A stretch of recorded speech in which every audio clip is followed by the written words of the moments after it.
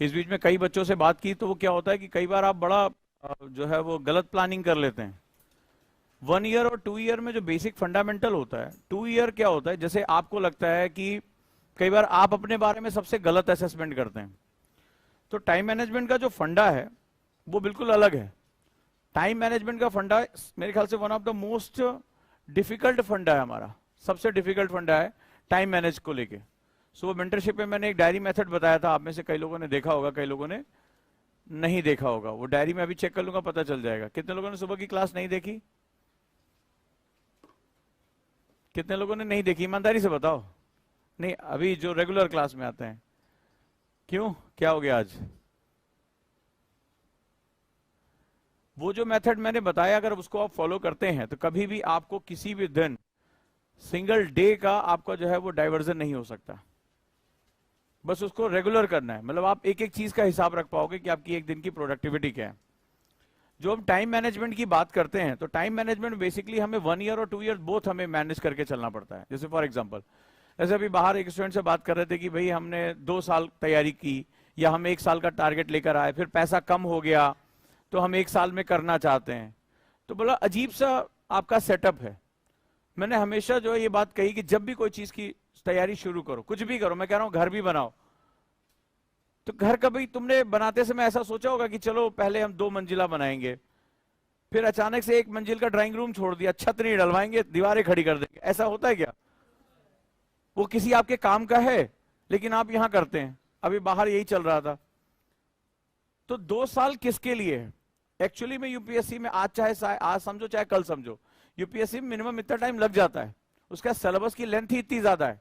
भले चाहे आप 1 साल इंस्टीट्यूट में रहो, 1 साल अपने आप को रिफाइन करो, तैयार करो, या उसको जो पढ़ा है उसको बार बार रिवाइज करो, या उसको 0 से लेके चलो। कई बार हम बहुत हाइपोथेटिकल, आज की डेट में रील देख के बहुत हाइपोथेटिकल हो जाते हैं। रील सबसे ज्यादा आपका कल्याण कर रहा है आज की डेट में, ये जो शॉर्ट्स और रील्स हैं, कि 1 साल में बाबू आईएएस बन के ये पहुंच जाओगे, लबास ना देखता हूं ढेर सारी पोस्ट और चलती रहती है। बिल्कुल गलत तरीका है। जब भी हम कोई टाइम टेबल बनाए, प्रिपरेशन करें, सबसे पहले हम ये बात क्वेश्चन पूछे, where are we right now, हम इस समय कहां हैं। एग्जाम्पल लेता हूं, इसको बहुत ध्यान से और बहुत ही तरीके से समझो कि टाइम टेबल हमारा बेसिकली क्या है। हम अभी कहां हैं? फॉर एग्जाम्पल हम यहां से शुरू करते हैं, हम अभी कहां हैं?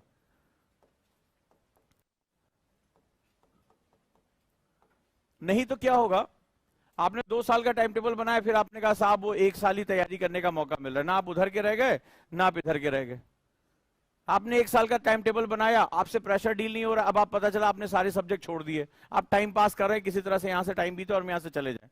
कई लोगों ने ये किया, आपसे टेस्ट के मार्क्स समझ नहीं रहे, आप 8-8 घंटा पढ़ाई नहीं कर पा रहे, आप गुरुकुल का शेड्यूल फॉलो नहीं कर पा रहे, तो फिर क्या होगा, आप ना उधर के रह जा रहे ना इधर के रह जा रहे। तो आपको सबसे पहले क्वेश्चन पूछना अभी हम कहां हैं। फॉर एग्जाम्पल 2 तरह के स्टूडेंट हैं।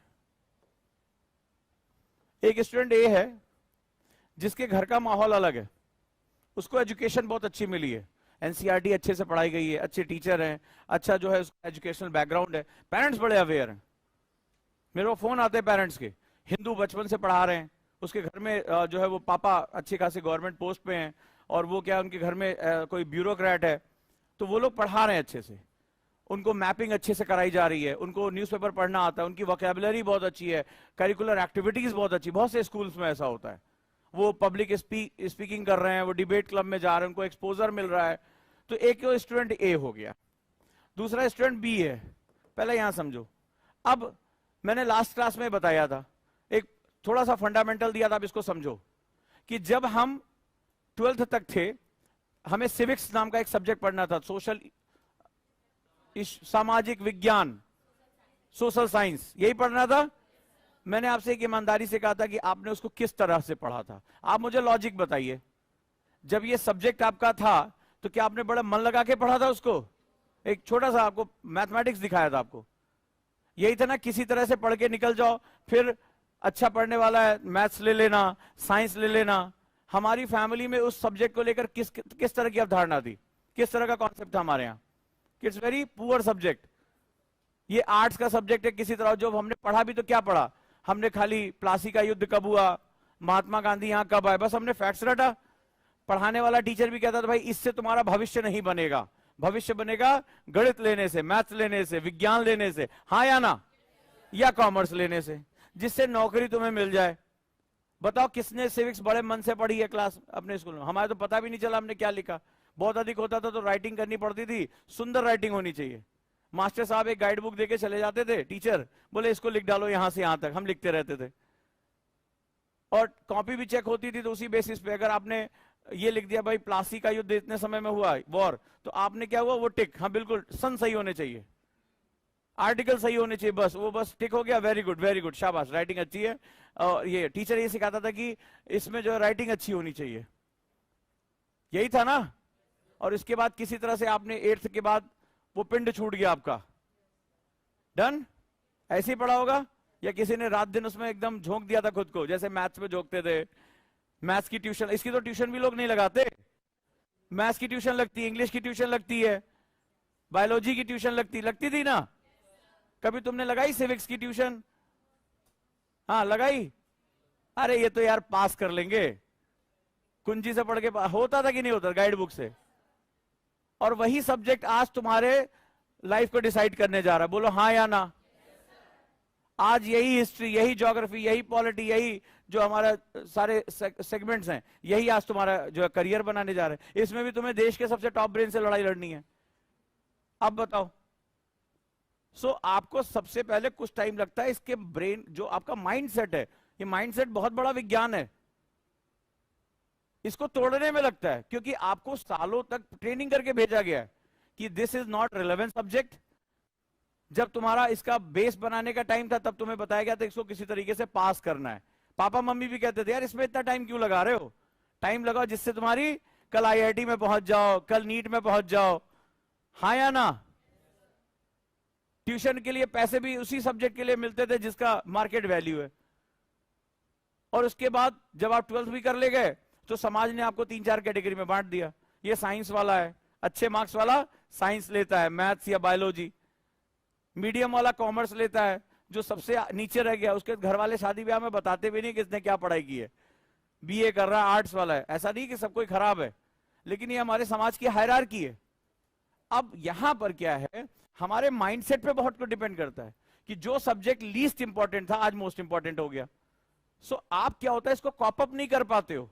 ये रियलिटी हमें कोई बताता नहीं है कि जिस चीज को सालों तक सिखाया गया था कि ये तुम्हारे काम का सब्जेक्ट नहीं है, पास हो जाना है, किसी तरीके से इसको याद कर लेना है, इससे तुम्हारा करियर नहीं बनेगा, आज यूपीएससी तुमने चुन लिया, वही सबसे इंपॉर्टेंट हो गया। फिर 9th में आने के बाद जिन्होंने साइंस लेना था, मैथ लेना था, कॉमर्स लेना, उन्होंने अपना रास्ता पकड़ लिया। फिर वो आपका अरे यार छुट्टी मिली यार, ये अकबर बीरबल मेरी समझ में नहीं आता, ऐसे बात करते थे यार, बहुत रटना पड़ता था। तो आपने 9th का उसको छोड़ दिया, अब सालों बाद ये फिर वापस आया है। अब आप इसको कॉप अप नहीं कर पा रहे हो, क्योंकि जैसे आप इसको टच कर रहे हो यहां पे भी आप क्या करते हो, क्यों आप 360 की क्लास में फंस रहे हो? क्योंकि जब टीचर आपको पढ़ा रहा है तो वो पुरानी यादें आपके सामने आ रही है, यार ज्योग्राफी है इसमें मुझे फैक्ट्स रटने हैं। क्यों हमसे स्टूडेंट कहता है कि सर हमें फैक्ट्स लिखाइए, तो मैं इसमें सोचता था कि जब ये जानता, अगर इसने 4 साल के भी पेपर उठा के देख लेगा, इसको समझ में आएगा सब एनालिटिकल क्वेश्चन आ रहे हैं, तो ये फैक्ट क्यों चिल्लाता है? क्यों ये जो ऐसी बुक्स उठाता है जिसमें फैक्ट ज्यादा लिखे होते हैं, क्यों इससे जब एनालिसिस करो तो इसको नींद आने लगती है? तो मैंने बड़ा जब इस पे बहुत विचार किया, बहुत शोध किया, तब समझ में आया कि ये रूट जो है वो बचपन से ऐसे खराब। मैंने खुद अपना जो एनालाइज किया तो मुझे यही बहुत देर तक याद नहीं आ रहा था कि सोशल साइंस मैंने किस क्लास में पढ़ी थी। मुझे बस इतना याद आ रहा था कि एक बार बड़ी मार पड़ी थी राइटिंग ठीक करने के लिए, और हमारे जो प्रिंसिपल थे वो वही पढ़ाते थे, वो ऐसे लेके चले जाते, ये किताब यहां से यहां तक लिख डालो। तो मैं बड़ी देर तक अपनी मेमोरी में याद करने की कोशिश करता रहा कि मैंने पढ़ा कौन कौन सा टॉपिक था, मुझे याद ही नहीं आ रहा है, नहीं याद आ रहा है। तो अब आप ये सोचो, इसी को मैंने कहा था एजुकेशनल पैराडॉक्स। तो जब तक आप इसके लिए खुद को तैयार नहीं करोगे तब तक ये काम नहीं होगा। इसीलिए मैंने कहा कि अपनी वास्तविकता को समझो। इसीलिए आप जब कोई भी सब्जेक्ट आता है वो पुरानी यादें आपकी निकल आती हैं कि भाई ये ज्योग्राफी है इसको रटना है, हिस्ट्री है इसको रटना है, पॉलिटी इसको रटना है, और आप उसके पीछे लग जाते हो। तो आप जैसे ही मैं कहता हूं कि नहीं एनालिसिस करनी है, प्रेजेंट से जोड़ना है, उसी समय आपको घबराहट शुरू हो जाती है।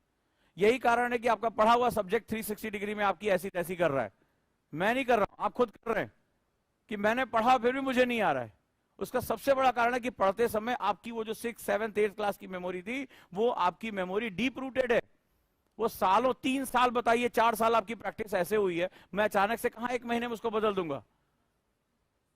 4 साल आपने इस तरह से निकाले हैं, या शायद 5 साल निकाले हैं इसी तरह से पढ़ के। तो अब वो चीज है कि ये दो स्टूडेंट के बीच का अंतर समझिए। अब ये वेल एजुकेटेड है, ठीक है, इसको अवेयरनेस है। आजकल पेरेंट्स तो इतना अवेयर हैं कि 12th के बाद ही कहां मेरा बच्चा जाएगा पहले से डिसाइड हो जाता है। 11th 12th, आप कभी मेरे YouTube के कमेंट देखा करो, सर मैं 11th क्लास में आईएएस की तैयारी करना चाहता हूं, सर मैं 12th क्लास में आईएएस की तैयारी करना चाहता हूं। अभी से ही आप तो बहुत लेट हो गए हैं। तो अब उस कंडीशन में क्या होगा, जो सबसे इंपॉर्टेंट फंडामेंटल है, उस फंडामेंटल को समझने के लिए हमें यह समझना पड़ेगा कि एक्चुअली हम कहां हैं। प्लानिंग कहां से होती है? प्लानिंग होती है आपकी अपनी पावर से, ठीक है। तो पावर मेरी क्या है, यह समझना बड़ा जरूरी है। अब इन दोनों में कोई बराबरी है? इन दोनों में कोई बराबरी है? आप यहां आने के बाद पहली बार मैप उठाते हैं, और मैप में भी जहां दिमाग लगता है आप उसको बंद कर देते हैं। मैंने कितनी बार कहा कि मैपिंग जरूर करिए, कि आप न्यूज़पेपर खोलिए तो उसके साथ मैप जरूर खोल लीजिए। आप नहीं करते हैं, नहीं करते ना, बहुत कम लोग। इसीलिए नहीं पता चल रहा था दार्जिलिंग है कहां बेसिकली, इसीलिए नहीं पता चल रहा था मैंग्रोव कहां है, इसीलिए नहीं पता चला था पश्चिम एशिया कहां है, नहीं पता चलता आपको। आप ऊपर की तरफ देखते हैं, कहां है प्रभु, ठीक है, इस तरह से आप देखते हैं। रीजन क्या है? क्योंकि आपको पता है कि ये मेरी सिविक्स की किताब है, उठाना और पढ़ के खत्म कर देना है। तो अब इन दोनों में डिफरेंस क्या हो रहा है? अब दोनों एक ही एग्जाम के लिए आए हैं। और देखो इस एग्जाम का नेचर बहुत सच्चाई बता दूं, कभी मिले हो किसी आईएएस के ग्रुप से, अंदर कहीं गए हो, पार्टी वार्टी में कभी गए हो, कभी जाने का मौका मिला?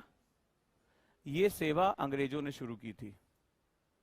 आईसीएस स्टार्टेड बाय ब्रिटिशर्स, और जो आईसीएस के अधिकारी हुआ करते थे इंडियन सिविल सर्विसेज के, दे वर नोन एज एलीट। अब तुम्हें वो सच्चाई बताने जा रहा हूं जो तुम्हें समझना पड़ेगा। They are elite. Raja Babu, भले चाहे हम कितना कहें लोक सेवा किए, वो दुनिया भर का जो कर रहे हैं वो कर रहे हैं, भारतीय संविधान के अंतर्गत करना पड़ेगा। बट इस सेवा की पावर और इसको मिलने वाली जो सुरक्षा है ना, आज भी वो एलीट ही है। तो कभी आप ग्रुप में जाके बैठिए, देखिए, बात करिए, आपको एलीटनेस का अंदाजा हो जाएगा। What do you mean elite? इतनी सुविधाएं मिलती हैं, 5 स्टार 7 स्टार की सुविधा इनके आसपास। जिस दिन लवासना गए उसी दिन से 5 स्टार 7 स्टार इनको मिलना शुरू हो जाता है। ये थोड़ा ना लॉज ढूंढते घूमेंगे, यहां गए हैं, इनके लिए सारी सुविधाएं वीआईपी होती हैं, सारी। तो ये वीआईपी का जो कल्चर इनके अंदर आ गया है। अब तो कौन नीली बत्ती लाल बत्ती उतर गई इनकी, नहीं तो ये नीली बत्ती किसी ट्रैफिक वैफिक रूल को कुछ नहीं समझते, टोए टोए टोए टोए करते हुए निकल जाते थे। कई बार वो भी नहीं होते, उनके रिश्तेदार होते थे तो भी टोए टोए करते निकल जाते थे। तो ये जो है ये एक वीआईपी कल्चर रहा है, ये एलीटनेस है। सो वो जो चाह रहे हैं वो एलीटनेस ही है। तो एलीट क्लास जो है वो इसके साथ जाता है, मतलब उस तरह से भाव भंगिमा, उस तरह से बात करने का तरीका, सोफिस्टिकेटेड वर्ड में बहुत अच्छे तरीके से बात कर रहे हैं। अब इन दोनों को एक पर्टिकुलर यूपीएससी का एग्जाम देना है। एलीट की लैंग्वेज इंग्लिश है ना आज की डेट में। हिंदी के वर्ड देखे तुमने? हिंदी के वर्ड देखे क्वेश्चन के, जो मैंने भी पॉलिटी के क्वेश्चन कराए थे? तुम हिंदी मीडियम पढ़े हो तो उस क्वेश्चन को पढ़ के बताओ कौन सा है। यही ऑस्टिन की बुक हिंदी में पढ़ रहे हो कि पता तो चल ही रहा होगा, 2-4 पेज तो पढ़े होंगे ऑस्टिन के। कुछ इधर उधर भाग रहा है तो ना तुम इंग्लिश के रह गए ना तुम हिंदी के रह गए। तुम्हारी हिंदी वालों की, अब वो भी बेचारे सोशल मीडिया पे चैट तो करते हैं, तो वो रह गए इंग्लिश के। हिंदी आ रही इतनी कठिन, तो ना वो इंग्लिश के रह गए ना वो हिंदी के रह गए। सो आपको क्या करना होगा सबसे पहले कि हम अभी कहां, इसका तुम्हें अंदाजा लगाना पड़ेगा। फॉर एग्जाम्पल जैसे इसने एनसीईआरटी अच्छे से पढ़ रखी हैं, केंद्रीय विद्यालय से पढ़ा हुआ। केंद्रीय विद्यालय में जानते हैं कि एनसीईआरटी आपको बहुत अच्छे से पढ़ाई जाती है, राइट और रॉन्ग? इसके बाद बहुत सी चीजें यहां होती हैं, एनसीईआरटीज हो रही हैं, तमाम तरह की चीजें यहां हो रही हैं, मैपिंग हो रही है, एक्टिविटी हो रही है। ये लोग जाते हैं इधर उधर जाके जो है वो लेक्चर्स देना, डिबेट क्लब में ज्वाइन करना। यहां तुमने कभी जीवन में, और कम से कम सोशल साइंस के सब्जेक्ट तुमने कुंजी से ही पढ़े हैं, और पढ़ते समय तुम्हें यह भी नहीं पता था कि मैं क्या पढ़ रहा हूं या क्यों पढ़ रहा हूं, बस पास हो जाना है, और वो भी एग्जाम के एक हफ्ता पहले। ऐसे अब तुम लोग हंस रहे, इसका मतलब तुम सच्चाई जानते हो। एग्जाम से एक हफ्ता पहले वो भी किताब फटती थी। क्यों 2 किताबें खरीदना, किसका भविष्य में कोई लेना देना नहीं है। आधा तू रख, आधा हम रखते हैं कुंजी में, ऐसे ही था ना। अब यहां पर आप एग्जाम देने आ गए हो, यहां रीडिंग, राइटिंग, वोकैबुलरी, न्यूज़पेपर पढ़ने की आदत, मैपिंग, ये हमें जरूरत पड़ती है। अब जब ये जरूरत पड़ी तो ये दोनों क्या बराबर हैं स्केल पे? बराबर हैं स्केल पे? मुझे बताओ। अब मैं बहुत बड़ी बात नहीं कर रहा हूं। स्टूडेंट आया मेरे सामने, बोला आईएएस बनना है, प्रथम प्रयास में आईएएस बनना है, ठीक है। मैंने कहा आईएएस को क्या बोलते हैं? बोले भारतीय प्रशासनिक सेवा में जाना है। मैंने कहा लिखो। उसने प्रशासन गलत लिखा। उसको ये नहीं पता चला था बड़ा सा लिखना है, छोटा सा लिखना है। अरे मजाक की बात नहीं है। तुम जिस एग्जाम के लिए आए हो, तुम्हें तुम्हारी इतनी बुरी स्थिति है कि छोटा ही लगना है, बड़ा ही लगना है। प्रशासन में सा बड़ा होगा, छोटा होगा। कई लोग सोच भी रहे होंगे कहीं हमसे ना लिखवा ले। तो ये क्या होता है? ये चीज बताती है कि आपकी प्रिपेयर्डनेस, जिसे हम लोग कहते हैं, वो इक्वल नहीं है। तो फिर जब कंपटीशन जब सेम आएगा तो अपॉर्चुनिटी किसके लिए ज्यादा होगी? ए के लिए या बी के लिए? अब तुम्हारे पास खुद जवाब है। तो दूसरा तरीका यह है कि ठीक है, मेरे पास्ट में मेरे साथ जो चीज हो चुकी है उसको अब मुझे नहीं दोहराना है, और मुझे खुद को इस एग्जाम के लिए प्रिपेयर करना है। तो चेतन भगत भी, अभी उनकी नई किताब भी आई है। चेतन भगत क्या लिखते हैं? चेतन भगत ये लिखते हैं, if you want to achieve anything in your life, मैं बार बार इसको बोलता भी रहता हूं कि आपको जीवन में कुछ भी पाना है, lock yourself in a room and throw the keys for 2 years। अगर आपको जीवन में कुछ भी पाना है तो अपने आप को कमरे में बंद करो। कमरे में बंद करने का मतलब एक सिस्टम के अंदर डालो और 2 साल के लिए चाबी उठाकर फेंक दो कि बाहरी दुनिया से तुम्हारा कोई मतलब नहीं है। तो जहां पहुंचना चाहोगे पहुंच जाओगे। जो आज का इंडियन कॉम्पिटेटिव सिस्टम है उसके हिसाब से 2 साल अपने आप को कट ऑफ करो। रात दिन, सुबह का सूरज, रात का सूरज, तुम्हें कुछ पता नहीं है। अपने आप को एक सिस्टम में डालो। चाबी फेंक देने का मतलब है नो ऑप्शन। चाबी फेंक देना। थ्रो द कीज मतलब क्या होता है कि मन कर रहा है यार आज वीडियो गेम खेलने, मन कर रहा है आज ये घूमने चले जाए, शादी में चले जाए। थ्रो द कीज मतलब जैसे जेल में बंद हो गए तो अब कोई ऑप्शन नहीं है ना, कि निकल ही नहीं सकते, यानी विकल्पहीन हो जाना। इसका मतलब होता है ऑप्शन लेस हो जाना। तो जो स्टूडेंट तैयारी कर रहे हैं वो सोच समझ कर तैयारी करें। I am A, I am B. अब आप रील देख के चले आए कि वो गाड़ी आ रही है, उतर रहे हैं, पावर वाला, ये आजकल म्यूजिक व्यूजिक भी बड़ा दमदार होता है, अंदर से उबाल मार देता है। मैं नहीं कह रहा हूं। कल मेंटरशिप की एक बच्ची ने मुझे मैसेज किया कि सर रील देख के लगा था कि यूपीएससी बहुत आसान है, लेकिन अब जब एक दिन का होमवर्क नहीं पता चल हो रहा है तब पता चल रहा है कि कितनी मेहनत करनी पड़ रही है। लंबा चौड़ा मैसेज आया। तो आज एक दिन, एक शेड्यूल एक दिन का मैनेज नहीं हो पा रहा मेरे से। तो लोगों को लगता है कि हम आउटपुट देखेंगे, हम सोचेंगे, मन में जोश ले आएंगे, यूपीएससी हमारा हो जाएगा। लॉ ऑफ अट्रैक्शन इसे नहीं कहते। ठीक है, आपको यह समझना पड़ेगा मुझे इसके लिए कितना समय देना है। और मैंने पहले भी कहा था, जब आप किसी चीज को प्लान करो, सर मैं आईएएस करना चाहता हूं, 2 वर्ष देना चाहता हूं, तो आपको सिर्फ ये नहीं प्लान करना मुझे क्या पढ़ना है, आपको ये प्लान करना 2 वर्ष तक मेरा खर्चा कौन उठाएगा, फाइनेंसेस क्या है, मुझे कितना समय देना पड़ेगा, मेरी हेल्थ की अभी क्या स्थिति है, मुझे किस किस स्टेज में सुधार करना पड़ेगा। इसी को बोलते हैं प्लानिंग। टाइम मैनेजमेंट और कुछ नहीं, प्लानिंग है। तो जिसकी प्लानिंग जितनी एक्यूरेट होगी, कुछ भी हो जाए मुझे हटना नहीं, एक बार मैं उतर गए मैदान में हटना नहीं है, वो स्टूडेंट का सिलेक्शन बहुत आसान हो जाता है। यूपीएससी में कंपटीशन ही नहीं है। 1-2 फेज हैं, उसके 1-2 फेज के बाद कंपटीशन ही नहीं है। इसी क्लास में देखो, गुरुकुल में हर बच्चे ने कसम खाई थी। मैंने पूछा था रेगुलर क्लास में आओगे? हां सर आएंगे। रोज क्लास करोगे? हां सर करेंगे। लाइब्रेरी में बैठोगे? हां सर बैठेंगे। पीछे देखो कहां गई वो सीटें, खाली क्यों है? क्या हुआ बाहर? तबीयत खराब है, पेट में दर्द है, घर वालों ने बुला लिया, ठीक है, पापा कह रहे थे अभी समस्या है। हो रहा है ना, हो रहा है ना। आप खुद ही अपने साथियों को देखो, कितने लोग रेगुलर क्लास में बैठे, हर तीसरे चौथे दिन उनको ब्रह्मा की तरफ से कोई ना कोई चिट्ठी आ रही है कि भैया तुम्हारी मुसीबत लिख रहे हैं तुम्हारे जीवन में। जो घर जा रहा है वो जल्दी आ नहीं रहा है, और आपको बनना आईएएस, तो ये जो थ्योरेटिकल और प्रैक्टिकल के बीच का जो डिफरेंस है ना, उसको आप केवल अपनी स्किल से भर सकते हो और कुछ नहीं। थ्योरी में तो आप बचपन से ही आईएएस बनने के लिए पैदा ही हुए थे, कुंडली में लिखा हुआ आपके पंडित जी ने जब आपकी कुंडली बनाई थी तो आईएएस ही लिखा था उसमें, उन्हीं के भरोसे आप चले आए यहां पे। बट उसको आपको कर्म के आधार पर लाना पड़ेगा। अब क्या करना है, आप जो भी हैं उसके हिसाब से टाइम दीजिए। अब जैसे कई बच्चों ने मुझसे कहा, इसलिए बात करना है कि सर 2 साल का कोर्स हम 1 साल में पूरा नहीं कर सकते। क्यों नहीं कर सकते? तुम तो पेन ड्राइव हो, यूपीएससी पेन ड्राइव हो और आप भी पेन ड्राइव हो, आप जो एक डिवाइस हो, कितना भी माल लोड कर दिया जाए आपका दिमाग उसको एक्सेप्ट कर लेगा। 8 से 8.5 घंटे पढ़ने के लिए मैं बोल दूं तो हाथ पैर कांपते हैं, और आप 2 साल 3 साल का कोर्स एक साथ पूरा करना सकते हैं। एक साथ आप ऑप्शनल, कल किसी ने मुझे मैसेज किया 4 सब्जेक्ट जीएस के एक साथ कर रहे हैं, वो भगवान जाने वो कर क्या रहे होंगे। तो वो मुझे फिर समझ में आया कि ये वही पढ़ रहे हैं जो उन्होंने सोशल साइंस में 6ठी 7वीं क्लास में पढ़ा था। 1 हफ्ते में पूरे साल भर का कोर्स खत्म, है ना। इसी तरह से आप आईएएस कर रहे हो। इससे क्या होगा, आपको भी लॉस होगा और हम आपके लिए बहुत मेहनत करते हैं, हमें भी लॉस हो जाएगा। तो हमें दोनों को लॉस ना हो, क्योंकि हमें भी बड़ा नुकसान होता है जब हमें बहुत दुख होता है कि ये स्टूडेंट कर सकता था, टिक जाता। यूपीएससी में कंपटीशन ही नहीं है।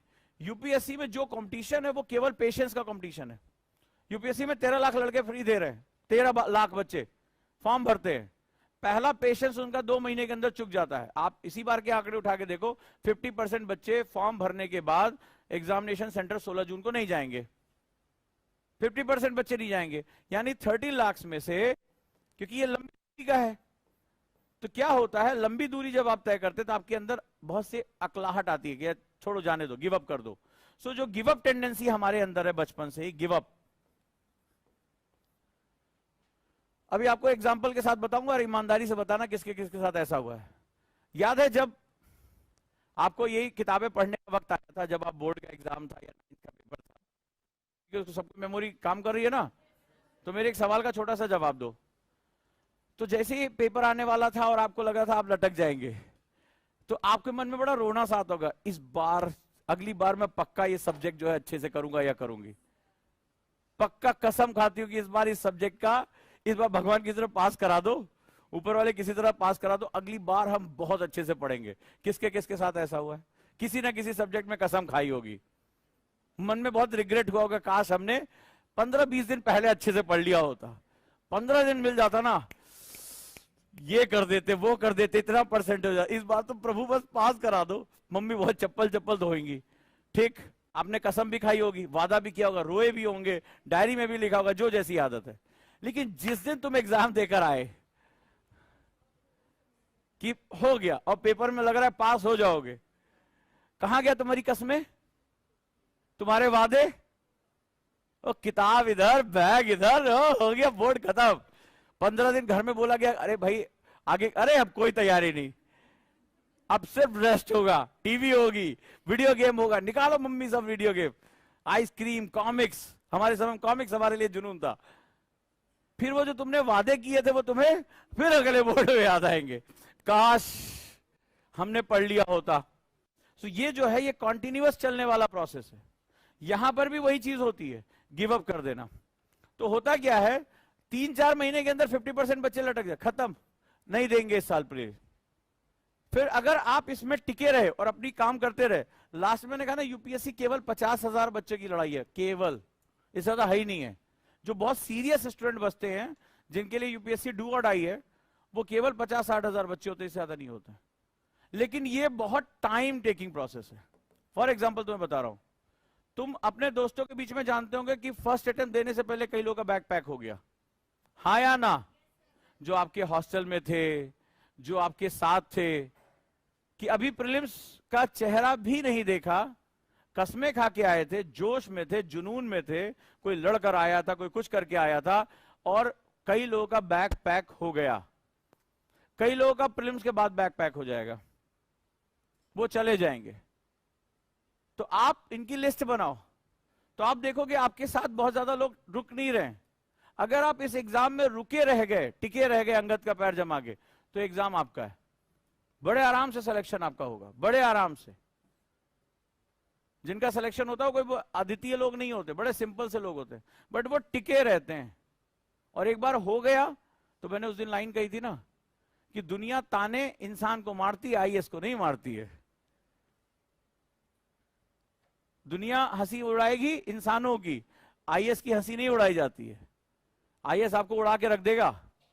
तो जिस दिन तुम्हारे नाम के साथ आईएएस या आईपीएस लग गया, उस दिन तुम्हारी हंसी मजाक उड़ाने की हिम्मत किसी, जब तक तुम इंसान हो तभी तक तुम्हारी हंसी उड़ाई जा रही है। सो ये फिलॉसफी आपको समझनी पड़ेगी। आप 3 अटेम्प्ट बाद 4 अटेम्प्ट बाद आईएएस बन गए तो उनकी कहानियां अचानक से बदल जाएगी। आपको गोद में जब उठाया था उन्होंने, तभी भविष्यवाणी कर दी थी कि ये बहुत टैलेंटेड है। तो आपको टिके रहना पड़ेगा, बस ये याद रखिए। और मैंने देखा है कि ज्यादातर टैलेंट इसी वजह से बेकार हो जाते हैं कि वो उतना पेशेंस कैलकुलेट करके नहीं आते हैं, या तो वो अपनी वजह से नहीं आते, उनकी परिस्थितियां अच्छी नहीं होती हैं। ये एक स्टूडेंट है मेरे, 6ठी बार में आईएएस बने। तो हुआ क्या, उससे पहले 2 उन्होंने इंटरव्यू दिए, नहीं हुआ। तो अब लास्ट अटेम्प्ट बचा था, 6th अटेम्प्ट। घर में पैसे की कमी, पिताजी 3री क्लास तक पढ़े थे, घर में खपरेल का मकान।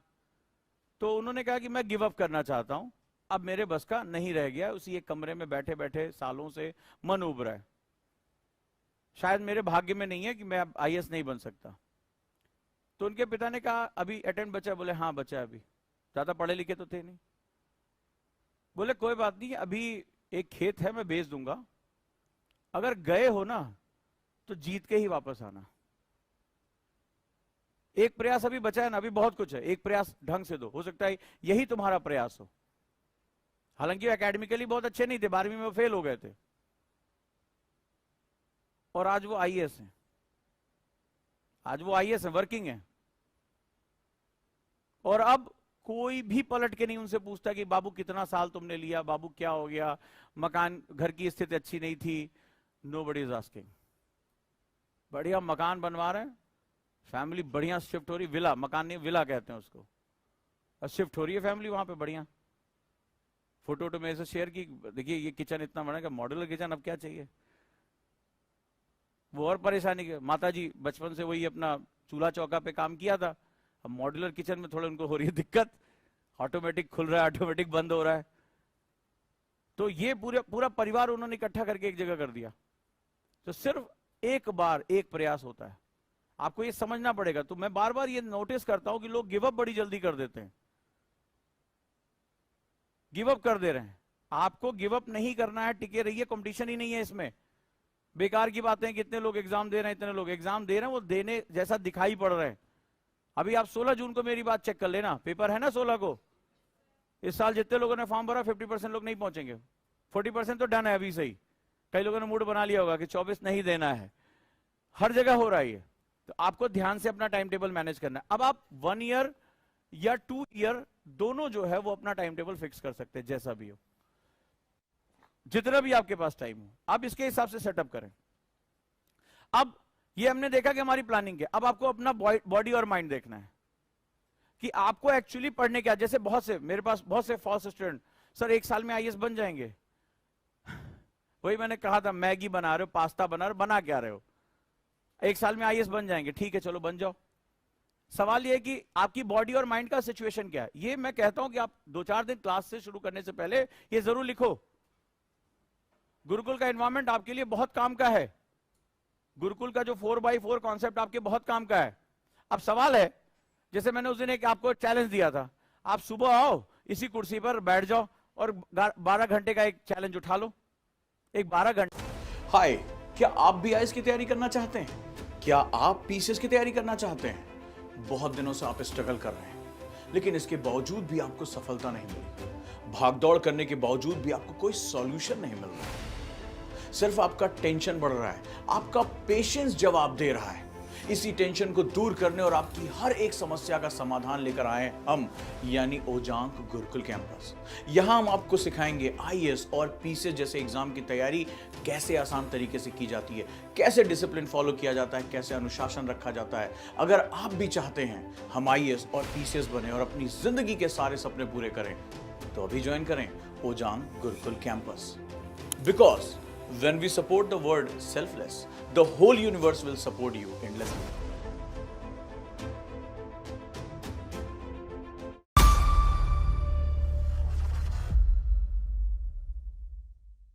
सभी के लिए 12 घंटे का चैलेंज उठा लो और देखो 12 घंटे तुम यहां बैठ पा रहे हो कि नहीं बैठ पा रहे हो। 12 घंटे घड़ी देख के चैलेंज कर लो, हम कैमरा लगा देते हैं, आप में से 8-10 लोग जो भी है सेलेक्ट कर लें कि 12 घंटा बैठेंगे, सुबह 8 से रात 8, और चैलेंज करके देख लो क्या दिक्कत है। भाई टीना डाबी को 11th क्लास से 5 साल लगे, टीना डाबी रेगुलर 8 घंटे पढ़ती थी, सीरियस प्रिपरेशन उनकी 3 साल की थी। आप तो 1 साल में बनना चाह रहे हो तो 12 घंटे तो पढ़ोगे, आप 3 दिन 12 घंटे सुबह 8 से रात 8 बजे आप यहां बैठ जाओ, कौन मना कर रहा है।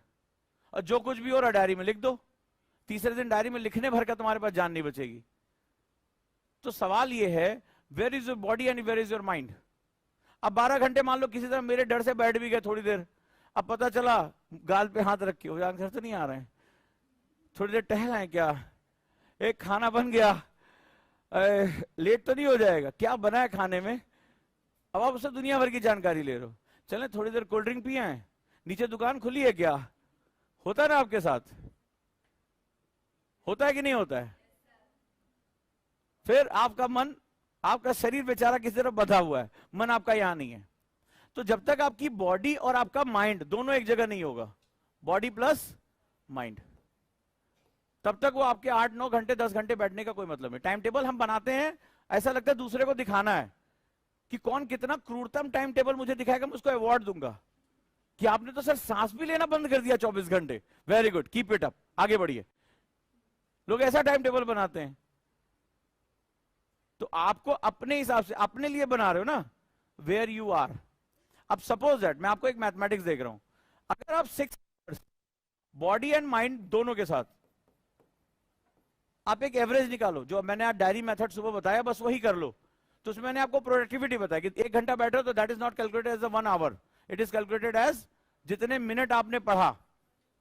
और 1 हफ्ते के अंदर आपकी बॉडी माइंड पता चल जाएगा, 1 हफ्ते के अंदर, कि आप बेसिकली 6 आवर पढ़ रहे हो, 7 आवर पढ़ रहे हो, 5 आवर पढ़ रहे हो, रेगुलर पढ़ रहे हो। रेगुलर भी बहुत जरूरी, मान लो आपने एक 36 आवर का जो है टारगेट रखा पूरे हफ्ते भर में, 2 दिन आपने ड्रॉप कर दिया, मतलब आपने पढ़ा ही नहीं, कभी बीमार पड़ गए, कभी कुछ, एक तो बीमार पड़ना बड़ा शौक हो रखा है, तो आपके 6-6 12 घंटे निकल गए। 12 घंटे कैसे पूरा करोगे।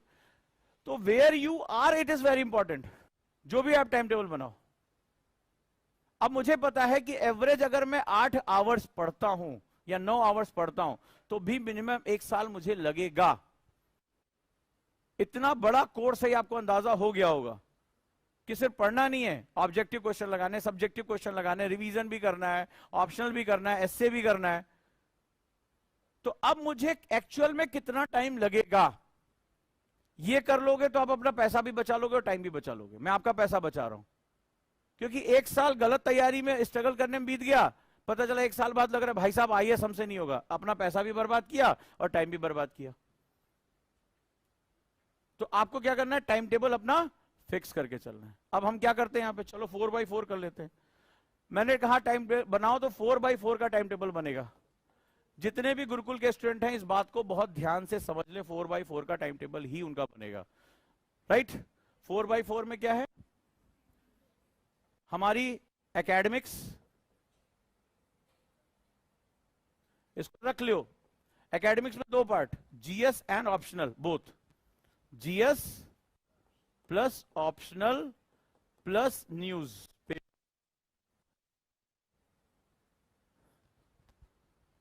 डन। दूसरा फिजिकल हेल्थ। किसको किसको अब अंदाजा हो गया होगा कि फिजिकल हेल्थ उनकी सबसे बड़ी समस्या है। हर दूसरे तीसरे दिन शरीर साथ छोड़ दे रहा है, हो रहा है ना।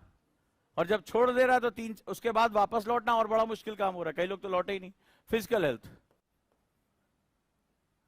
ये टाइम टेबल है। मेंटल हेल्थ, सब परेशान है लेकिन परेशान की तरह घूम रहे हैं, सर होगा कि नहीं होगा, डर लग रहा है, पसीना आ रहा है। मेंटल हेल्थ, फोकस नहीं हो पा रहा है, ध्यान नहीं लग रहा है, किसी ने कुछ बोल दिया तो अपना रोने बैठ गए, अरे बोल दिया, अपने आप को अंदर से स्ट्रांग बनाओ। और स्पिरिचुअल, स्पिरिचुअल के बारे में मैंने तुमसे इससे पहले भी डिस्कस किया था। जैसे अब देखिए कल हमारे स्टूडेंट हैं, किन्होंने कल पौधा लगाया था, एक बार ताली हो जाए, कहा तो पूरी क्लास के लिए था। कल मैंने बोला था ना कि एक संडे अगर हमने एक पौधा लगा दिया मान लो, तो वो भी हमारी अचीवमेंट है। हमने नेचर को क्या दिया? स्पिरिचुअलिटी इज ऑल अबाउट कि आंख बंद करके ओम चिल्लाना नहीं है। स्पिरिचुअलिटी इज अबाउट अपने पर्पस को जानना होता है, बहुत बड़ी चीज होती है। कल इन्होंने पौधा लगाया कि सबको क्लास में बोला था, लेकिन रिजिडिटी थी ना, संडे था सबके लिए, इन्होंने पौधा ले आके लगा दिया। हमारे बॉयज हॉस्टल के बच्चों ने पौधा लगाया। तो आपने नेचर को दिया कुछ। देखो आज ये देखो कुछ आया हुआ है ना, पढ़ो इसको। पहली लाइन क्या लिखी हुई है? Right against diverse effect of climate change, part of right to life equality. Supreme Court के चीफ जस्टिस ऑफ इंडिया कह रहे भाई साहब, क्लाइमेटिक चेंज आने वाले समय में कितना नुकसान पहुंचाने जा रहा है, ये लोगों से उनके सब कुछ छीन लेगा। और अगर हम छोटे छोटे प्रयास करें, हमारे गुरुकुल के बच्चे अगर हम ये पौधे लगाते हैं, पेड़ लगाते हैं, तो हमारा आने वाले टाइम हम क्या कंट्रीब्यूशन कर रहे हैं? This is known as spirituality. हम लोगों की क्या हेल्प कर रहे हैं? नीचे ओजांग किड्स है, छोटे छोटे बच्चों को कभी पढ़ा के देखो, तुम्हारी ऐसी तैसी कर देंगे वो। कभी बात बताना कि हम तुम्हें कुछ पढ़ाना चाहते हैं, उनको सिखा के देखो। तो दीज आर द स्पिरिचुअलिटी की जो तुमने नॉलेज कमाया है वो दे किसको रहे हो? तो ये स्पिरिचुअल, ये 4 पार्ट हो गए। इसमें भी हमारे 4 गोल्स। लॉन्ग टर्म जिसके तुम मास्टर हो, लॉन्ग टर्म 1 साल का 2 साल का जो गोल, अब कैसे बनना है लॉन्ग टर्म ये तुम देखो कि वाकई में मुझे 1 साल में करना है या 2 साल में करना है। आप चाहते तो आपका बस चले तो अगले महीने आप आईएएस बन के निकल जाओ, ठीक है। तो प्यार से अपनी मेंटल और अपनी फिजिकल हेल्थ के हिसाब से इसको मैनेज करो। दूसरा मिड टर्म गोल, क्या क्या मैं कर लूंगा, अपने स्किल सेट बनाओ कि 6 महीने बाद या 12 महीने बाद मेरे क्या क्या चीजें पूरी हो जाएंगी, मुझे कौन कौन से स्किल सेट्स आने चाहिए, ठीक है। इसके बाद शॉर्ट टर्म गोल, इस वीक का मेरा गोल क्या होना चाहिए, और इसके बाद इमीडिएट गोल, आज का मेरा क्या गोल होना चाहिए। अब इसमें भी बड़ा पैराडॉक्स है। जैसे हमारे एक बच्ची आई, बोले सेल्फ स्टडी का टाइम नहीं मिल पा रहा। मैंने कहा ये होता क्या है? बोले अलग से पढ़ने के लिए समय चाहिए। क्यों? तो फिर कोचिंग क्यों ज्वाइन की तुमने, क्लास क्यों ज्वाइन किया? तो बोले आज सुबह जैसे मैं टाइम टेबल बता, बोले मैं क्लास जाता हूं। किसी ने क्वेश्चन पूछा था ना, तो क्लास का टाइम आपकी पढ़ाई का टाइम नहीं है क्या? हम क्लास में तुमसे लूडो खिलवाते हो, रमी सर्किल बनवाते, तुमसे करवाते क्या हम लोग? सो क्लास का टाइम तो सबसे इंपॉर्टेंट टाइम है भाई। जो तुम 10 किताबें पढ़ के सीखोगे वो हम तुम्हें शॉर्ट टाइम में बताते हैं, तो वो तो तुम सबसे ज्यादा हम तुम्हारा कॉन्सेप्ट क्लियर कर रहे हैं। तो इस क्लास को इतना, क्योंकि स्कूल से तुम यही करके आए हो, अब वो तुम यहां करने लगे हो। तो जो सेल्फ स्टडी होती है, अगर तुमने कोई क्लास ज्वाइन कर लिया है, तो सेल्फ स्टडी का मतलब होता है सिंपल सा कि मेरे टीचर ने मुझे जो पढ़ाया है मुझे उस पर रिफाइन करना है, क्वेश्चंस लगाने हैं प्री और मेंस के, खत्म, रिवीजन करना है। इससे ज्यादा सेल्फ स्टडी मतलब और कुछ नहीं होता है। क्लास के साथ मुझे चलना है। ऐसा ना हो कि ज्योग्राफी खत्म हो जाए और हमारा जो बिस्मिल्लाह भी नहीं हो रहा है, तो दिक्कत हो जाएगी वहां पे, ठीक है। तुम्हारी अभी हवा चलनी भी शुरू नहीं हुई, उधर जो है पता चला भारत का भूगोल समाप्ति की तरफ चला गया, तो वो नहीं होना चाहिए। आपकी जिम्मेदारी सेल्फ स्टडी का मतलब ही है रिफाइन करना। तभी तो आपने एक कॉस्ट लगाई है यहाँ पे आने के लिए, तो उसका महत्व तो समझो। और जब क्लास में बैठो तो पूरी ताकत से लिखते रहो जो कुछ भी बताया जा रहा है। तो ये 4x4 का सेटअप आपको तैयार करना है अपने हिसाब से, कि हमें इस तरह से अपना टाइम मैनेज करना। और जो कुछ भी है, एक बहुत बड़ा नियम याद रख लो, टाइम ही तुम्हारा मित्र है और टाइम ही तुम्हारा शत्रु है, दोनों कुछ यही है। और टाइम मैनेजमेंट का एक ही प्रिंसिपल मैंने अभी जीवन में जाना, और वो है टाइम का डॉक्यूमेंटेशन करना। टाइम का डॉक्यूमेंटेशन अगर आपने कर लिया तो टाइम आपका। अब जो मंत्र मैं बताने जा रहा हूं, जो सुबह बताया था, फिर से कह रहा हूं, एक डायरी पुरानी सी खरीद लाओ यार, रद्दी के यहां से खरीद लाओ। कोई जरूरी नहीं कि 2024 की डायरी हो, सस्ती सी 10-15 रुपए की खरीद लाओ। 1 पेज डेली मुझे दे दो बस, उसमें जो कुछ भी कर्म कुकर्म कर रहे हो उसमें लिख दो बस, और अपना प्रोडक्टिविटी निकाल लो। मैं तुम्हें बता दूंगा तुम्हें क्या, कहां, किसकी इसकी जरूरत है। छोटा सा सुबह बताया था, डेट डालो आज की, उसमें मान लो 1 पेज, सिंपल सी पुरानी से कोई डायरी उठा लो। पिताजी को नहीं LIC मिलती रहती है, गिफ्ट पुरानी घर में पड़ी रहती है, वही उठा लो, कोई दिक्कत नहीं, अपने हिसाब से डेट डाल लो। सिंपल मैंने बताया था, अपने हिसाब से एक टाइम टेबल बनाओ। और गुरुकुल के बच्चे गुरुकुल के हिसाब से बनाएंगे, अपने हिसाब से बनाना ही नहीं है।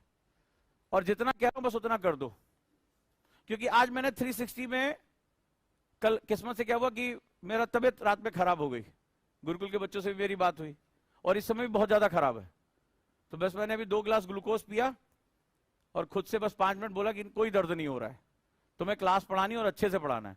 और कल जब बैठा तो न्यूज़पेपर में 360 मेरे दिमाग में आ गया, आज मैं तुम्हें न्यूज़पेपर 360 पढ़ाना सिखाऊंगा। और ये न्यूज़पेपर सबने पढ़ा है ना आज का? नहीं पढ़ा तो 10-15 मिनट पढ़ लेना। आज तुम्हें इसको बताऊंगा कि ये तुम्हारा आंसर राइटिंग या तुम्हारा मेंस का पेपर या प्री का पेपर कैसे बनता है। एक बार देख लेना, 10 मिनट का ब्रेक दूंगा, एक बार देख लेना इसको 360 कैसे पढ़ते हैं तुम्हें बताऊंगा। और लास्ट डिबेट से इसमें कितने क्वेश्चन आज के न्यूज़पेपर में ये भी बताऊंगा। तो 360 हम करंट अफेयर्स में यूज कर सकते हैं। आप देखना, अगर अच्छा लगे तो मुझे बताना। तो टाइम टेबल आपने लिखा, टाइम टेबल है ठीक है, 8, 9, 11 से 12 जो भी आपका टाइम टेबल है लिखो। इसके अगेंस्ट जो मुझे क्या चाहिए, प्रोक्रेस्टिनेशन तुम्हारा चाहिए, ठीक है, कि भाई 8 बजे तुम एग्जैक्टली बैठ गए कि नहीं बैठे, या थोड़ा सा टाल मटोल करके 8-10 पे बैठे। तो यहां पर मैंने क्या बताया था सुबह कि आप इसमें एक्चुअल टाइम और लॉस दोनों लिखोगे। एक्चुअल टाइम तुम्हारा क्या है, मान लो तुमने कहा 20 मिनट मैंने पढ़ाई की या 40 मिनट पढ़ा, अपने आप से झूठ नहीं बोलना। तो एक तुम्हारा था टारगेट, टारगेट था कितना, 1 आवर इस शेड्यूल में, आपने पढ़ा कितना, 40 मिनट्स, लॉस कितना हुआ, 20 मिनट्स। ये आपको बनाना है, ये सारे सेटअप में करते जाना है। क्लियर? फिर इसके साथ मैंने आपको बताया था टास्क या टारगेट जो भी है, हमेशा डायरी में पहले से लिख के रखो। ये मेरा टाइम ज्योग्राफी के लिए, मेरा टाइम रिवीजन के लिए, क्योंकि अगर आपने ये नहीं किया ना तो आप पढ़ने बैठोगे लेकिन दिमाग कहेगा हिस्ट्री पहले करें, मूड नहीं कर रहा है, ना न्यूज़पेपर पढ़ लें। कितने लोगों के साथ ऐसा होता है कि अगर वो डिफाइन ना करे मेरा ये टाइम किसके लिए है, तो वो फिर कुछ भी कर रहे होते हैं। ईमानदारी से बताओ, 1, 2, 3, 4, 10, 15 ईमानदार वाले, ईमानदारी से, कि वो पढ़ने बैठ रहे हैं हो कुछ और रहा है। क्लियर? तो टास्क डिफाइन कर लो, और ये काम एक रात पहले कर लो।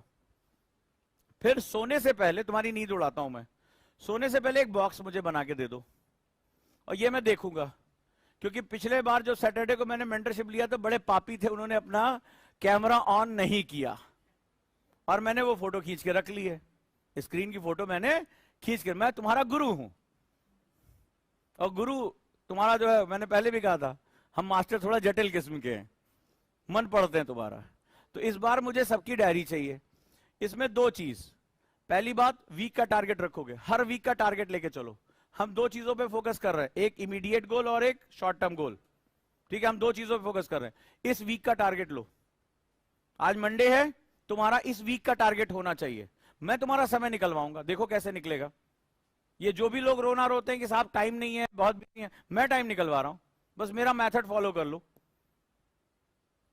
ठीक, आप वीक का टारगेट बनाओ, 6 घंटे, 8 घंटे, 10 घंटे, या जो गुरुकुल में हम दे रहे हैं उतना मिनिमम, प्लस 2 आवर्स। गुरुकुल का टारगेट प्लस 2 आवर्स, ये आपका काम है। तो आप अपना टारगेट लेके चलिए। तो मैं अभी आपको टारगेट लिख के दे रहा हूं, वीक का टारगेट इंटू 6, मतलब 8 घंटे का टारगेट है तो 48 आवर्स हुआ। आपको 48 आवर्स सिटिंग कंप्लीट करनी है। 48 आवर्स हो गया, ये जो सारे बच्चे करते हैं। 48 पे मुझे ये क्या चाहिए, प्रोडक्टिविटी चाहिए, कि एक्चुअली में कितना तुमने पढ़ा। अगर 40 मिनट पढ़ा तो 40 मिनट लिखो। इससे क्या होगा, तुम्हें एक बहुत बड़ा फायदा होगा। मुझे टाइम निकालना कहां से, मुझे सोना कैसे कम करना है, मुझे कहां जो है अपना टाइम बचाना है, ब्रेक्स कैसे शॉर्ट करने हैं, वो हम देखेंगे। इतना आपको मिनिमम मेंटेन करके चलना है, मुझे ये चाहिए। और जितना भी आपका लॉस हुआ है, इसको रेड कलर के पेन से रख लेना। यानी एक दिन में आप कितना टाइम लॉस करते हो, मन भटकता है, फोन आता है, हम किसी से बातचीत करने लगते हैं, तो ये क्या हो गया, ये सारा का सारा लॉस यहां पे कवर करना है। तो ये 2 चीज मुझे डेली चाहिए। एक पेज आप करके देखो, जिन स्टूडेंट ने रेगुलर मेरे कहने पे किया है उनका एक फीडबैक बड़ा अजीब आया है। बोला सर हम इसकी तरफ देख नहीं, क्योंकि मैं इसको प्लॉट कराऊंगा अभी। बोले सर डर के मारे उधर देखने की इच्छा, नींद आनी बंद हो गई कि हमारा कितना आउटकम कितना खराब आ रहा है। हम सोच रहे थे हम पढ़ाई कर रहे हैं और हमारा जो है वो चीजें खराब चल रही हैं। लेकिन आप कब तक भागोगे, आपको अपना टाइम मैनेज करना है। अब जरा देख लेते हैं, अब हमारे गुरुकुल 1 ईयर के जो बच्चे हैं उनका टाइम 5+3 या 4+4 है, याद रखिएगा। चलिए, तो सुबह 10 बजे से उनकी क्लास है, 10 to 12 उनकी पॉलिटी है, ठीक है। अभी जो वीक डेज के हम बात कर रहे हैं, वीकेंड्स के बारे में बाद में बात करेंगे। इसके बाद 12:15 मेरी क्लास है, इसमें एक क्लास और ऐड ऑन हो जाएगी, या तो पॉलिटी एक्सटेंड हो जाएगी। ठीक है। 1:30 मेरी क्लास है 360 की, ये क्लास है, इसमें पूरा आउटकम तुम्हारा आना चाहिए। इट मे बी कि हम इसको एक्सटेंड कर दें, ठीक। ये इसके बाद आप लंच के लिए चले जाएंगे और 1 घंटे अपना रेस्ट किया, जो भी करना है। इसके बाद आप लाइब्रेरी के लिए बैठ जाएंगे।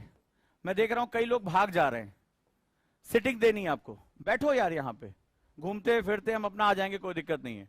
आप लाइब्रेरी के लिए एक साथ ऐसे बैठे हो, बैठे रहो, नीचे जाके फर्स्ट फ्लोर वाले में सेगमेंट में बैठ जाओ, ठीक है। चाहे वो न्यूज़पेपर पढ़ना हो, रिवीजन करना, इसमें रिवीजन का टाइम आपका जरूर होना चाहिए। जो कुछ भी पढ़ रहे हो रिवीजन। अब जिनको शॉर्टर टाइम में देना है उनका रिवीजन थोड़ा सा अलग तरीके से होगा, उनका रिवीजन होगा RFR पे। रिवीजन के भी कई मेथड होते हैं, रिवीजन इनका चलेगा RFR पे। मतलब जो कुछ भी पढ़ रहे हो, सिंपल एक क्वेश्चन की डायरी बना लो, क्वेश्चन की कॉपी बना लो, क्वेश्चंस करने हैं, रिकॉर्ड रखो कि प्रीलिम्स के क्वेश्चन और मेंस के क्वेश्चन, जिनको इमीडिएट एग्जाम देना है, बस और कोई तरीका नहीं है। रिवीजन, इनका रिवीजन का टाइम ज्यादा होना चाहिए, इनका रिवीजन का टाइम ज्यादा होना चाहिए। 1 आवर करंट डॉक्यूमेंट्स पे आपको देने हैं, करंट योजना, कुरुक्षेत्र। अब देखिए कल दीपशी ने जो शेयर किया कुरुक्षेत्र, आप लोगों ने देखा कि नहीं देखा, ठीक है। पंचायती राज, इस बार जो कुरुक्षेत्र आई है पंचायती राज से, भाई साहब उसके आर्टिकल क्वेश्चंस हैं। पंचायती राज सीधे आपका GS पेपर 2 का पार्ट है, डायरेक्ट क्वेश्चन आएगा। उसमें एक आर्टिकल दिया हुआ था कि कैसे ग्रामीण जो पंचायतें हैं, ग्राम सभा महिलाओं के जो है सशक्तिकरण में योगदान देती हैं। तो ये सारे टॉपिक हैं यूपीएससी के। आपको आप इन डॉक्यूमेंट्स के लिए टाइम दें। तो आपको क्या करना है, इसके बाद आपको सिंपली 7 बजे तक यहां रहना है। कई लोग भाग जा रहे हैं बिस्तर की ओर में, ठीक है, चलो भाई भागते हैं। 7 बजे तक आपको यहां पे रखना है। 10 से 7 कितने घंटे हो गए? 10 से 7 कितने घंटे हो गए? लो 9 घंटे। ये 9 घंटे आप गुरुकुल में रहेंगे, प्लस 2 आवर्स आप देंगे ऑप्शनल के लिए। अगर अभी आप कर रहे हैं तो, और नहीं कर रहे हैं तो सिर्फ जिनको 24 देना है वो सिर्फ एक काम, आज मैंने सुबह टारगेट दिया था 150-200 क्वेश्चन लगा डालो। क्वेश्चन लगा डालो, पूरे हफ्ते भर हम उसी क्वेश्चन को खाएंगे। क्वेश्चन अटेम्प्ट कर डालो, जितने ऑब्जेक्टिव क्वेश्चन हो सके अटेम्प्ट कर डालो, जितने ज्यादा पॉसिबल हो सके। और खाना खाने के बाद उन्हें किसी से बात नहीं करनी है। जिनका भी प्रीलिम्स है, क्या करेंगे वो? फ्लैश कार्ड किसके किसके पास है? मोबाइल में किसके किसके पास है फ्लैश कार्ड्स?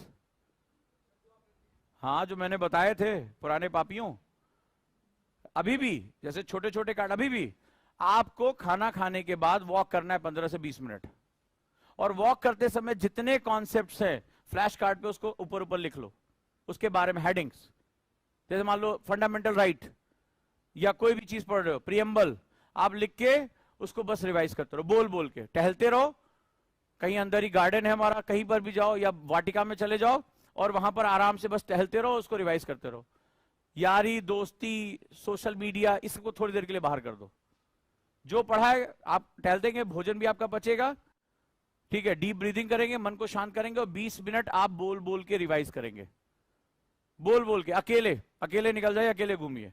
गुरुकुल में बहुत जगह घूमने के लिए, ठीक है, हो जाएगा। ये सिंपल सा फंड है 2 ईयर वालों के लिए।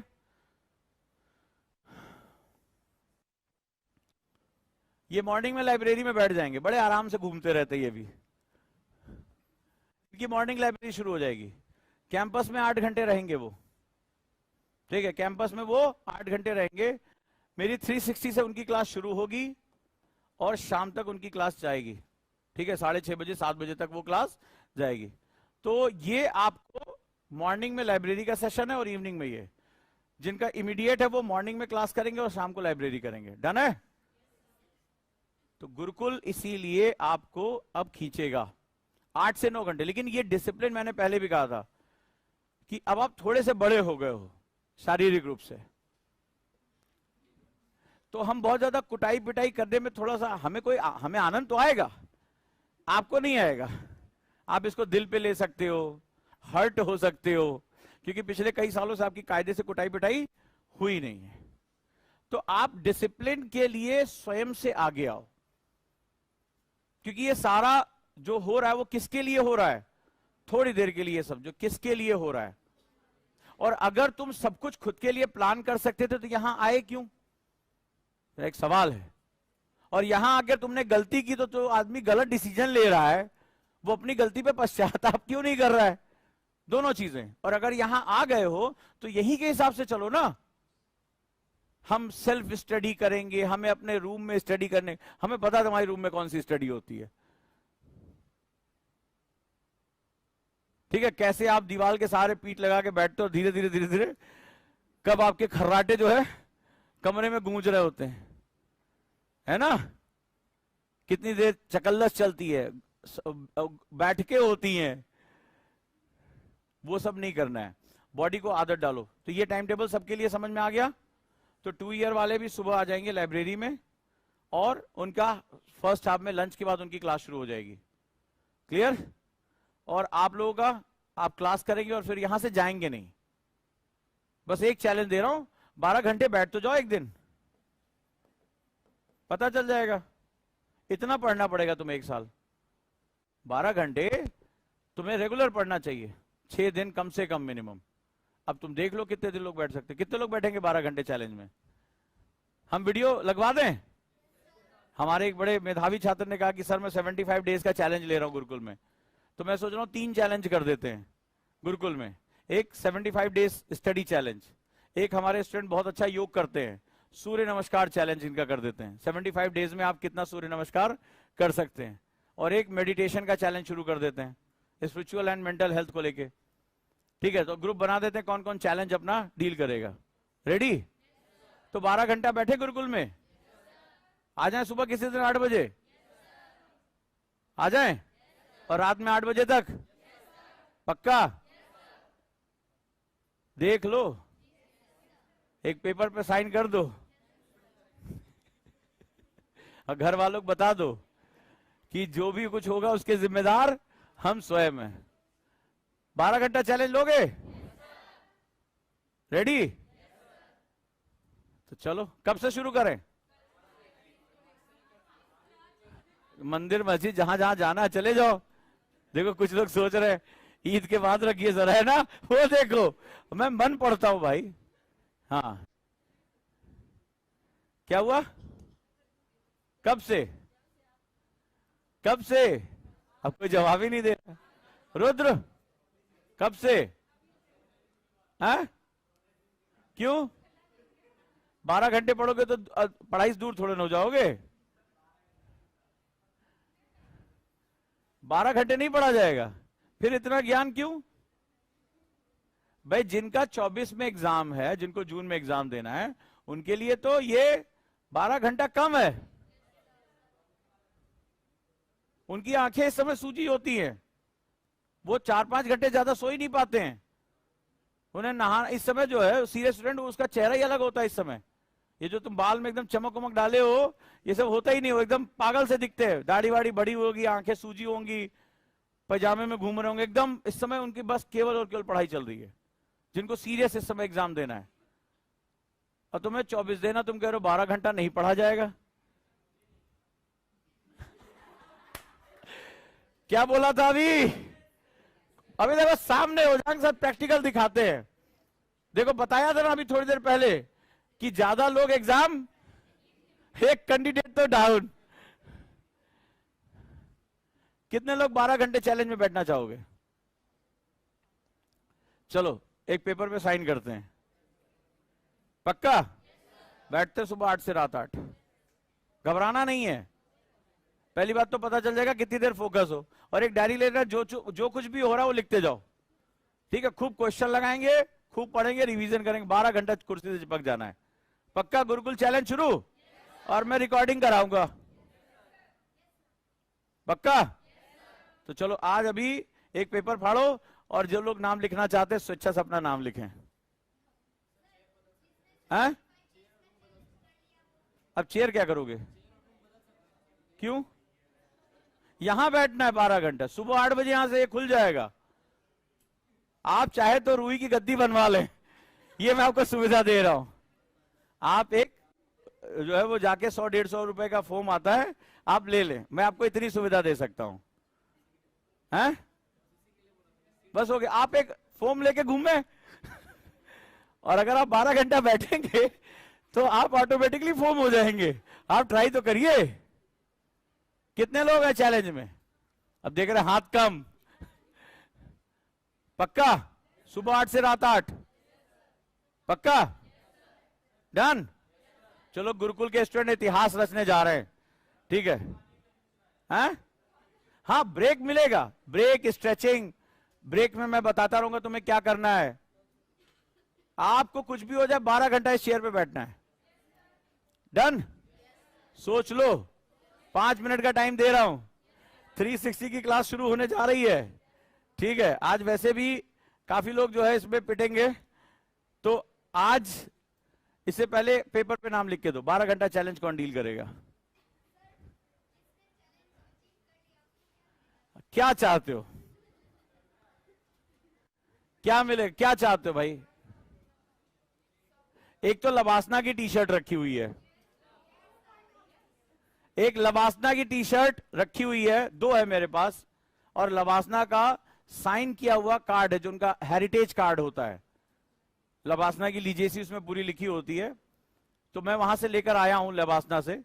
तो वो टी शर्ट अपने आप में, ये जो यहां लिखा होता है ना, वो बहुत बड़ी पावर होती है, उसको पाने के लिए आदमी पागल हो जाता है। तो वो टी शर्ट मैं गिफ्ट करूंगा, ठीक? वो कार्ड मैं गिफ्ट करूंगा जिसने 12 घंटे का चैलेंज, लेकिन एक दिन नहीं करना है, मैं पहले बता दूं। 75 डेज? फिर तो पक्का। देखो, विकेट गिरने लगे, कई लोगों के तो रिश्ते टूट जाएंगे। हाल ही में बने रिश्ते कई लोगों के टूट जाएंगे, क्योंकि फोन उठेगा नहीं।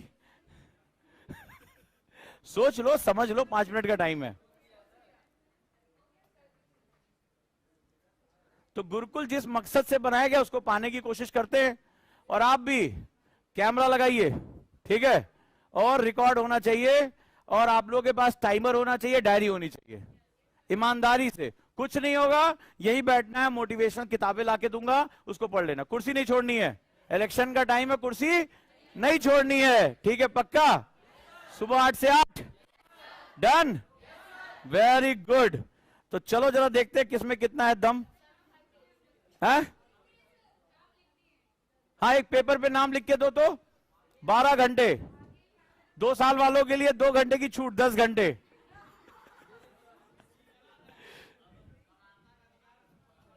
अरे तो लॉ ऑफ इक्वलिटी और लॉ ऑफ इक्विटी दोनों होती है ना, न्याय के समय समानता और न्याय की समानता। तो चलो बम बम लग जाओ काम पे। तुम लोग ईद से पहले आओगे, ईद से बाद?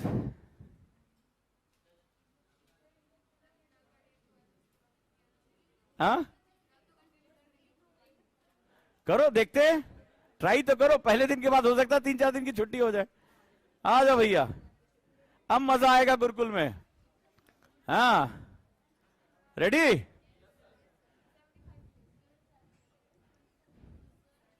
हाँ,